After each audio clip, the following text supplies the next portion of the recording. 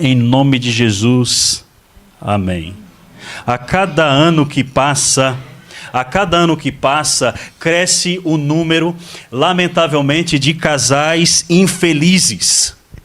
Casais realmente infelizes. E não é só lá fora não, é dentro da igreja. E quando nós olhamos para um país como o nosso país, que nós estamos aqui morando, quem não é português de fato, mas esse país nos acolhe e nos acolhe com carinho, com amor, a gente percebe que esse país é impressionante. Há um número cada vez realmente maior de problemas conjugais.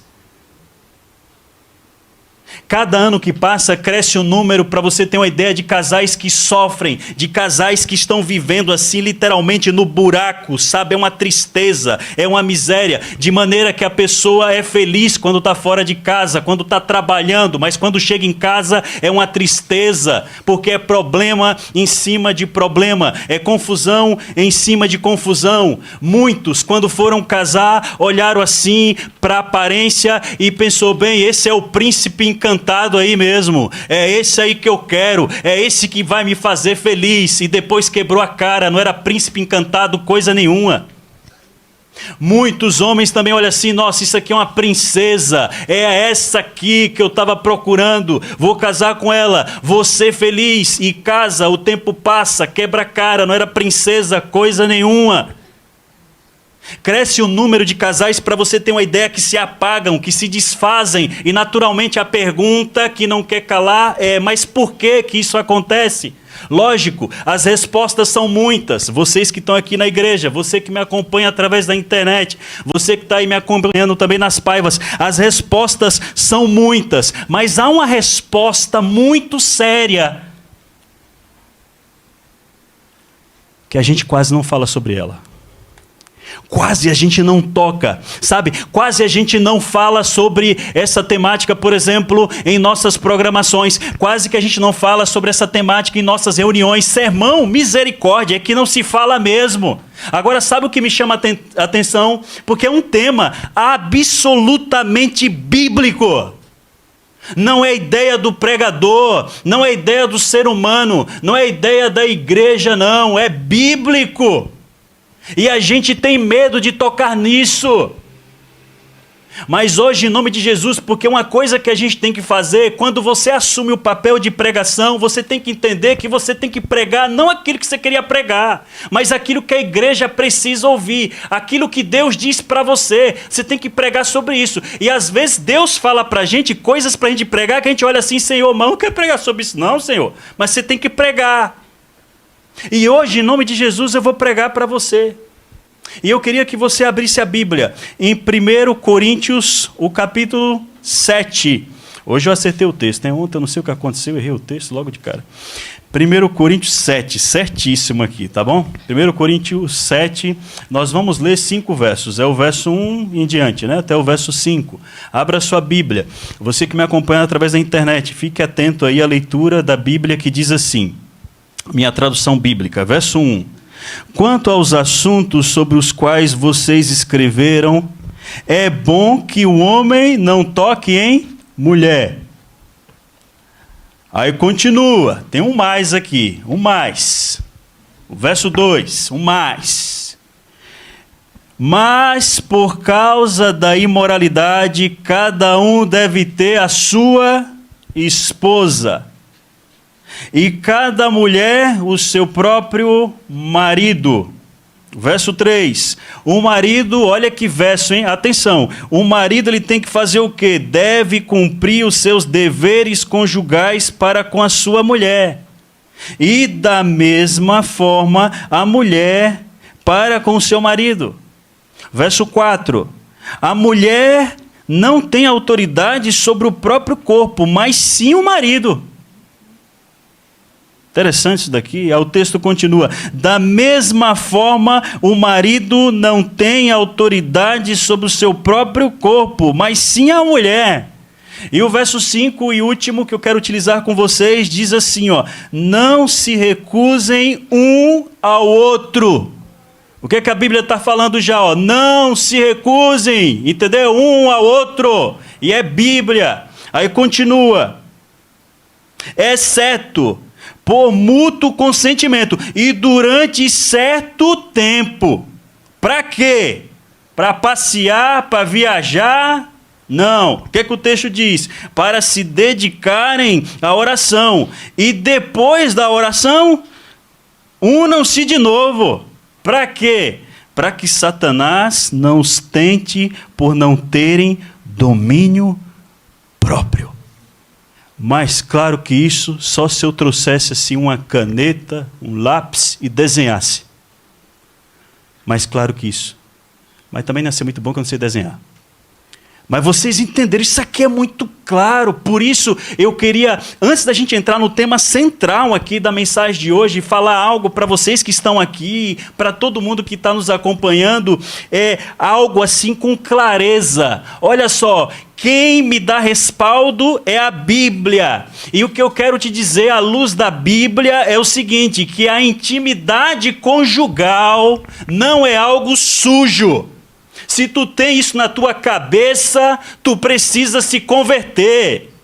Tu precisa tratar isso, porque não é algo sujo.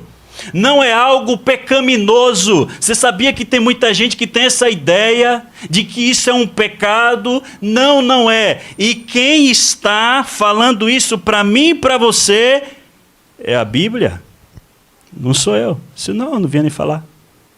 Por que eu ia falar sobre isso? Eu ia falar de outra coisa. Falar, Zaqueu subiu no pé. Tema interessante, lógico. Filho pródigo.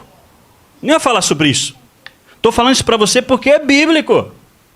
Para você entender melhor, eu quero contar um caso que eu atendi recentemente. Há uns 9 meses atrás, uma jovem recém-casada me procurou porque ela não conseguia se entregar intimamente para o seu marido. Ela ainda não tinha conseguido viver a intimidade conjugal com o seu marido.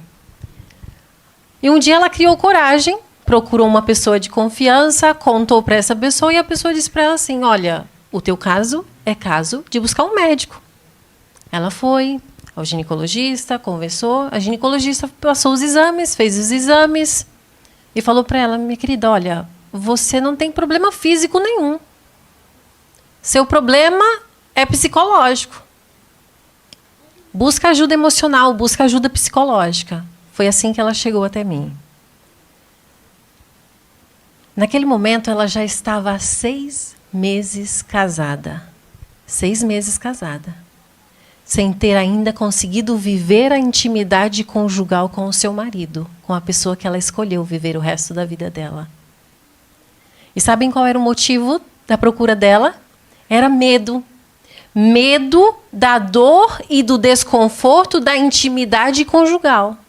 Ela tinha medo. E sabe por que ela tinha medo? Porque quando ela era criança,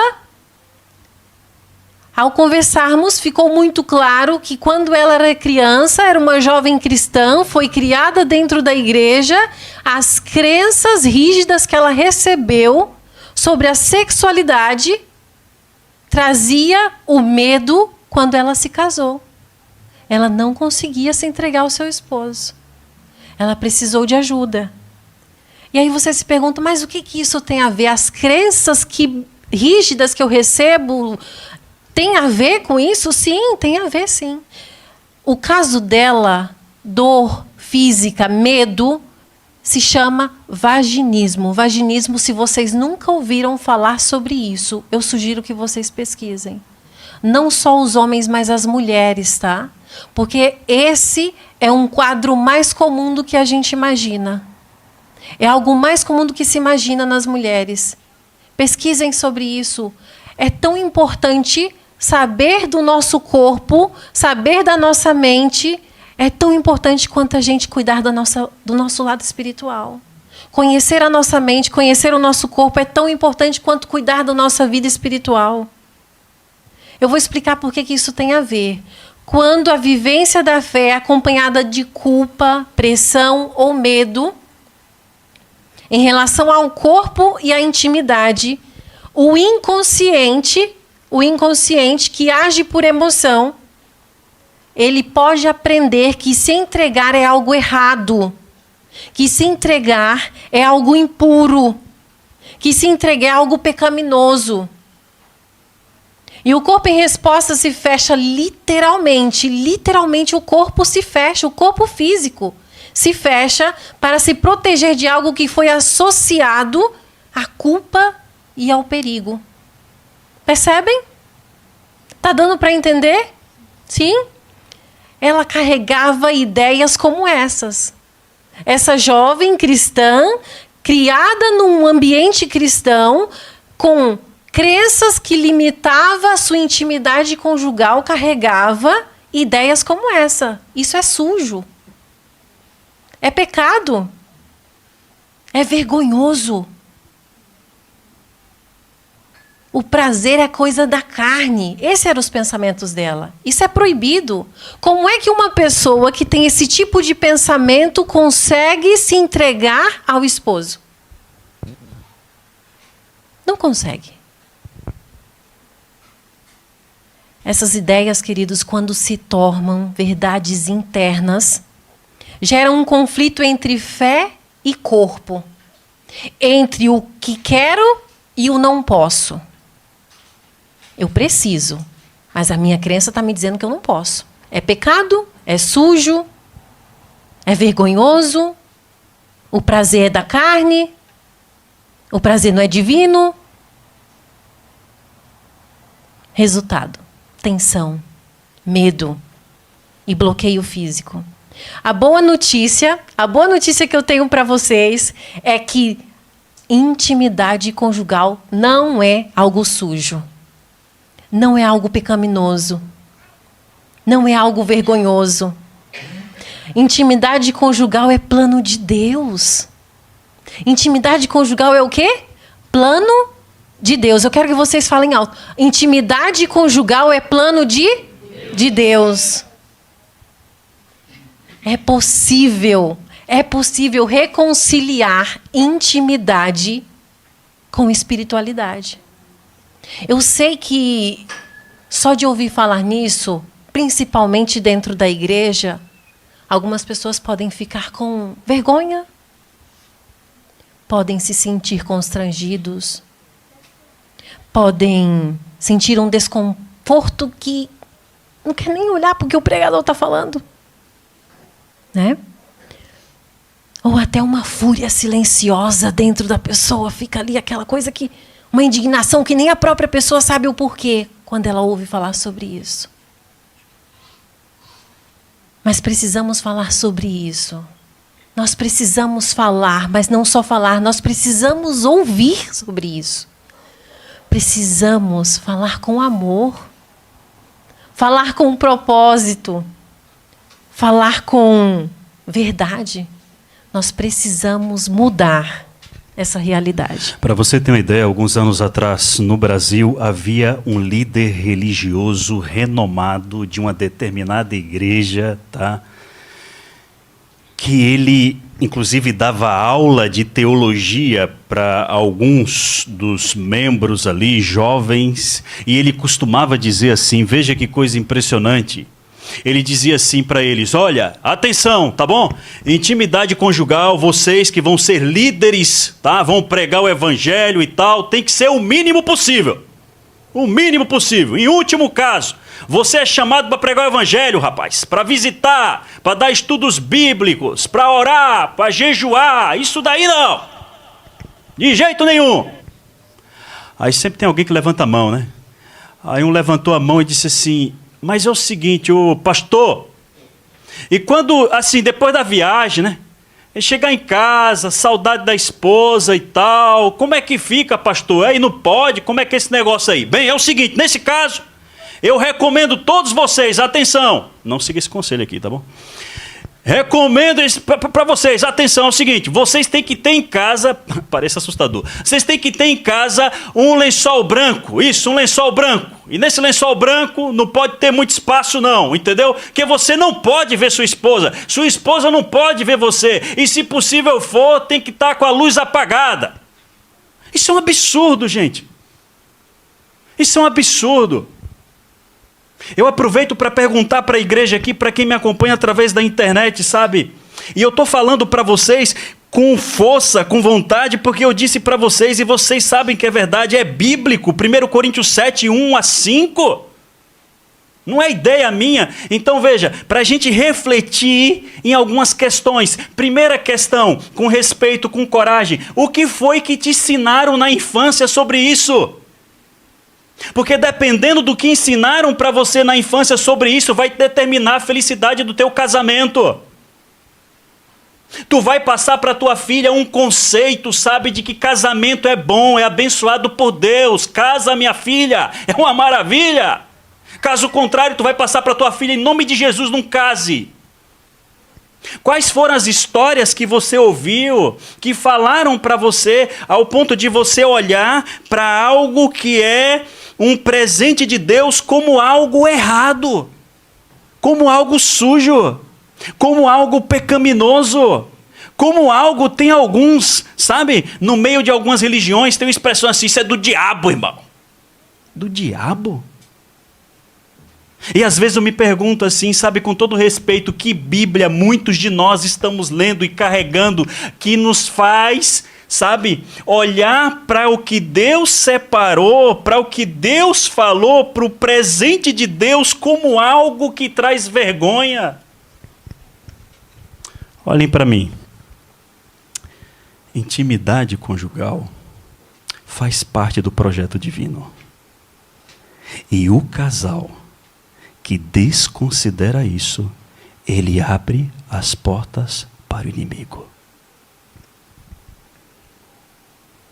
Eu não sei você, mas eu conheço muitos casais que tinham tudo para ser felizes, tudo. Mas a falta de intimidade conjugal, e ela acontece, sabe? Porque a gente vive no mundo, te lembra da mensagem de ontem, que a gente corre para lá, a gente corre para cá, compromisso para aqui, compromisso para ali, tem que arrumar casa. Isso. E não é pecado arrumar casa, não, tem que arrumar. Lógico. Pecado é não arrumar casa.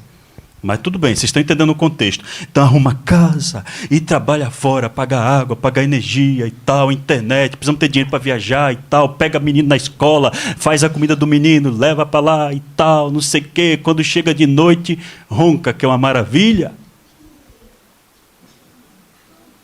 E aí o que acontece? O tempo vai passando, você não percebe isso, entendeu? E às vezes se esconde numa falsa religiosidade. E o inimigo se aproveita disso, e quando vai ver aquele casamento, ei irmão, ei irmã, aquele casamento que tinha tudo para ser uma bênção, que Deus ia usar para a pregação do evangelho, ele vai para o espaço, ele vai de água abaixo, ele vai para o buraco. Por isso a passagem de 1 Coríntios 7 é clara ao nos alertar. Marido, esposa, cumpram os seus deveres conjugais, o compromisso é mútuo e não pode ser negligenciado. O compromisso é o quê? É unilateral? Não, é mútuo. O compromisso é mútuo e não pode ser o quê? Negligenciado. Ouça o verso 3. O marido deve cumprir os seus deveres conjugais para com a sua mulher. Ou eu estou falando alguma mentira? Não. Tá certo?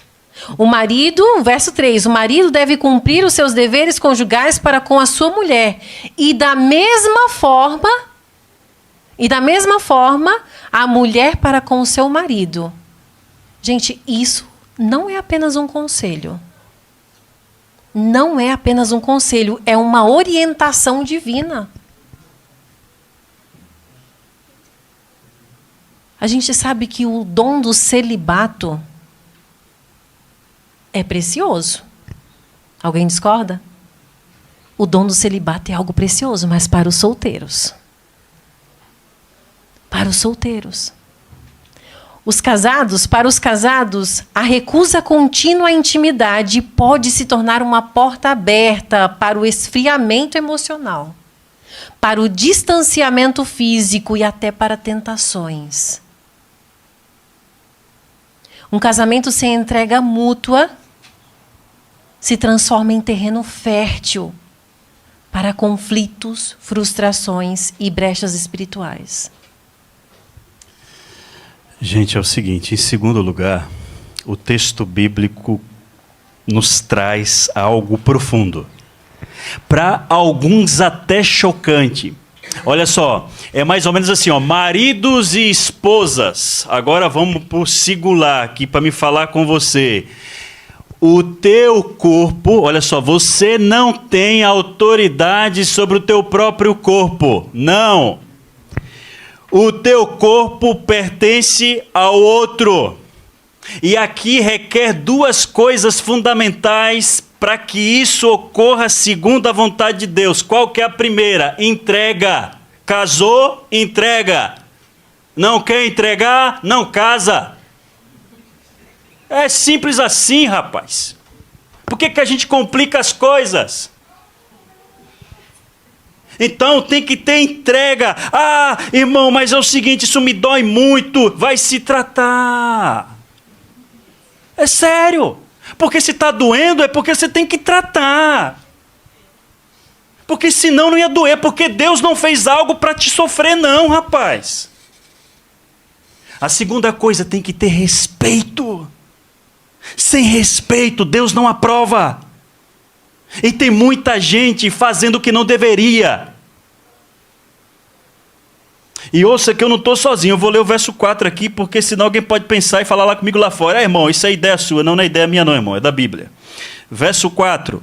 A mulher não tem autoridade sobre o seu próprio corpo, mas sim quem? O marido. Da mesma forma, o marido não tem autoridade sobre o seu próprio corpo, mas sim quem? A mulher. Tem muita gente que tem dificuldade de entender esse texto. Sabe, não compreende o que é que esse texto quer dizer, de maneira clara, direta, simples, sem rodeios. Olha só, o que aqui quer dizer é que no matrimônio, o corpo do outro é um presente de Deus e não uma arma. Como assim? Vou te explicar. Primeiro, jamais deve ser usado com egoísmo. E agora eu toco num ponto sensível, mas eu tenho que tocar porque pouco se prega sobre isso. Tem muitos homens carregando a Bíblia, muitos homens pregando, parecem santos, mas são egoístas em casa quando está com sua mulher. Só pensa em si. Não está nem aí se ela está com dor de cabeça. Não está nem aí se ela está cansada. Não está nem aí se ela está doente. Só pensa nele. E quando vai para o projeto divino, porque é um projeto divino, só se preocupa em si, naquilo que sente. E a mulher vive uma vida frustrada. E olha para a Bíblia e fica, não é possível isso ser verdade. Por que não é possível ser verdade? Porque eu não sou feliz, mas tu não é feliz porque teu esposo é egoísta. É bíblico? Acho que hoje vai ser difícil sair lá fora. Vou já escolher aqui alguns homens fortes aqui para ir comigo. Rui, tu trouxe hoje, hein? Outra coisa. Descontrair um pouquinho, irmãos, porque a atenção está lá. Você da internet, você entende. Segunda coisa, isso quer dizer o seguinte, gente, não é para ser usado como vingança. Não é para ser usado como manipulação, como punição. E aqui eu toco num ponto sensível para o outro lado. Foi gostoso ouvir falar dos homens. Mas você sabia que muitas mulheres no mundo, eu acho que na igreja de Deus não, hein? Será? Amém. Amém. Tem muitas mulheres na igreja de Deus que se aproveitam até hoje por falta de conhecimento, não sei o porquê, não estou aqui para julgar, para olhar para isso como uma manipulação. Ah, já sei, eu tenho que trocar o sofá. Já sei como trocar o sofá. É pecado. Não é manipulação. Deus não aprova isso, querido. Como é que Deus vai aprovar uma coisa dessa? E a outra coisa que a gente não pode esquecer é que o seguinte, isso não pode ser levado, entendeu? Como se fosse uma coisa qualquer. Como aquilo que você acorda, aí você coloca lá, como eu falei, ao longo da semana. Tem gente que é especialista em construir sua agenda semanal. Isso é bom, de certa forma. Mas coloca lá, entendeu? Como eu falei, buscar o filho na escola, pagar água, pagar energia e tal, não sei o que e tal. E cadê lá, rapaz, essa intimidade conjugal? Cadê? Aí o inimigo apronta. Aí a gente olha para o céu e diz assim, Senhor, por quê? Por quê? Eu sei que é forte, mas é com amor, tá? Muito amor. Por último, em 1 Coríntios 7, entendemos claramente. Marido, esposa, não recusem um ao outro, a não ser por acordo e tempo curto, para depois se unirem novamente, evitando as tentações. Veja o que o verso 5 diz, e vai comprovar o que eu acabei de dizer. Vamos lá. 1 Coríntios 7, verso 5. Não se recusem um ao outro, exceto por mútuo consentimento e durante certo tempo, para se dedicarem ao quê? A oração. E depois, é para ficar só orando? Depois unam-se de novo, para que Satanás não os tente por não terem o quê? Domínio próprio. Em outras palavras, a falta de intimidade, quando prolongada, sem diálogo, sem acordo, não é espiritualidade. Não é espiritualidade. Se o irmão estiver orando demais aí, pode conversar com a esposa ali e parar com essa oração, porque não vai servir de nada. Entre em acordo. Conversem, dialoguem.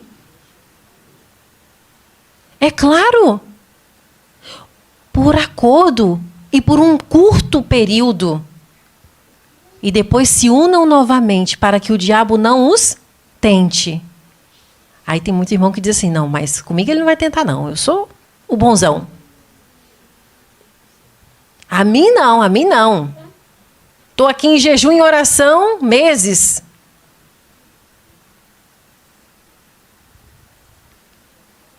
A falta de intimidade, quando prolongada, é brecha. É brecha. E o distanciamento físico pode se tornar terreno fértil para tentações, mágoas e até traições silenciosas. Aquelas que, antes de atuar, já se passou na mente, no coração, no corpo inteiro. A gente se torna vulnerável. E a palavra de Deus é clara quando diz, por um período curto. Porque domínio próprio, meu irmão, é difícil. É difícil. Se a Bíblia está dizendo que domínio próprio é difícil, imagina eu que sou um ser humano. Como aconteceu com um casal de missionários que a gente conheceu um tempo atrás. O marido cuidava de tudo, de todos. Viajava para lá, viajava para cá. Estava sempre disponível fora de casa. Orava com um, orava com o outro, louvava, orava, cantava, ia para a igreja todos os dias e a mulher estava lá no canto dela. Jogada. Sem atenção.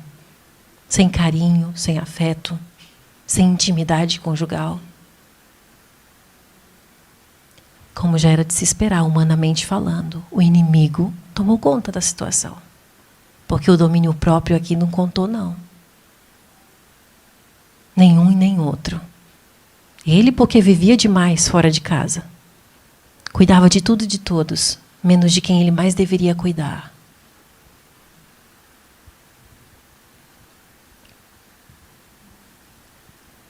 Enquanto isso, ela estava lá sozinha. Ignorada, invisível, esquecida. Fragilizada emocionalmente. E o inimigo se apossando da situação. Até que ela falou assim, ele não me liga nenhuma. Vou fugir com outro. Quando ele voltou para casa, ficou lá a olhar as paredes.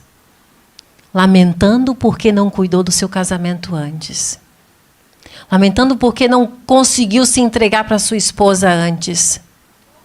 Lamentando porque não podia mais voltar atrás. Porque o estrago já estava feito. E aquele casamento acabou. Triste, não é? É muito triste, gente. Para mim é muito triste. Principalmente porque histórias como essa têm se multiplicado em nossos dias. E permitam-me dizer para vocês, dentro de nossas igrejas. Por isso, nessa noite, nós viemos aqui para dizer para você, te lembra, né? Intimidade conjugal faz parte do projeto divino. Não é uma ideia da igreja. Não é uma ideia do pastor, de um ser humano. É a ideia de Deus. E o casal que desconsidera isso, abre sim as portas para o inimigo. Você quer um conselho? Deixa eu falar olhando para você aí da internet, para você se sentir importante. Você quer um conselho? Não abra as portas do teu casamento para o diabo. Não abra. Em nome de Jesus. Querido, antes que seja tarde demais, humildemente reveja os teus conceitos. O que colocaram na tua cabecinha aí, reveja isso. Porque isso pode estar destruindo tua família. Isso pode estar destruindo o teu lar. Reveja, sabe? Se você precisa, entendeu, de ajuda, querido, cuidar do nosso casamento também é espiritualidade. Busque ajuda, entendeu? Um terapeuta cristão, por exemplo. Alguém que ensine para você, que te conduza baseado na palavra, porque Deus tem os seus. O problema é que a gente busca no lugar errado, e se você buscar no lugar errado, você vai quebrar sua cara. Mas Deus tem os seus, que pode te ajudar, te orientar, isso que está impedindo de você ser feliz e fazer feliz quem Deus colocou ao seu lado, porque esse é um presente de Deus para você ser feliz. Há algumas passagens bíblicas no Antigo Testamento que diziam assim: ô, meu irmão, tu tem que idade? Então vai para casa, aproveitar a tua esposa. É bíblico, irmãos. Eu disse para você, se não fosse bíblico, tu acha que eu ia vir lá das Paivas para pegar em Corroios esse tema? Tantos temas na Bíblia para me pregar, eu ia me colocar minha cabeça no prato igual João Batista? Claro que não, rapaz. É bíblico.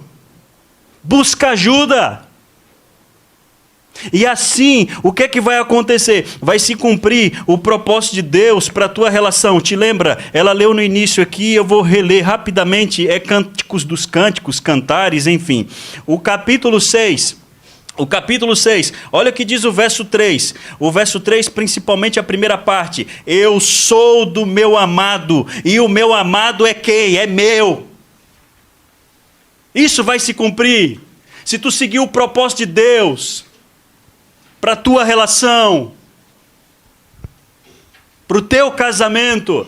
E acima de tudo, o que é que você tem que fazer? Como eu falo em toda a mensagem, não tem para onde ir. Não importa o que a gente pregue, qual que é a solução? É vir para Jesus. Mas a gente tem que vir para Jesus mesmo. E como que a gente vem para Jesus? Dizendo: Senhor, eu ouvi isso mexeu comigo. Isso, sabe, me deixou até meio nervoso com esse pregador aí, porque eu não concordo com esse negócio não. Mas eu fiquei pensando assim, sabe de uma coisa? Isso é bíblico. Então se eu penso assim, é porque alguém colocou na minha cabeça isso que não é bíblico. Vem para Jesus dessa forma, entrega teu coração, entrega teus conceitos, preconceitos, e pode ter certeza, se for preciso, Ele vai restaurar o teu casamento. O teu casamento está indo de água abaixo, você que me acompanha, você que está aqui, Ele vai te restaurar.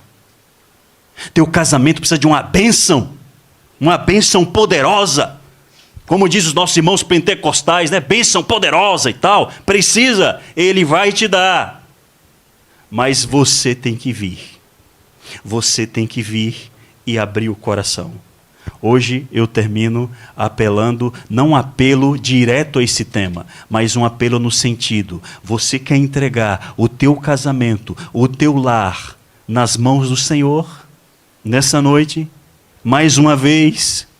Então eu peço para você que você se levante. Você que me acompanha através da internet, você pode escrever aqui, nos comentários da igreja, a gente lê, você escreve lá. Você que está aqui, se levante, se essa é a sua decisão. Você que me acompanha aí através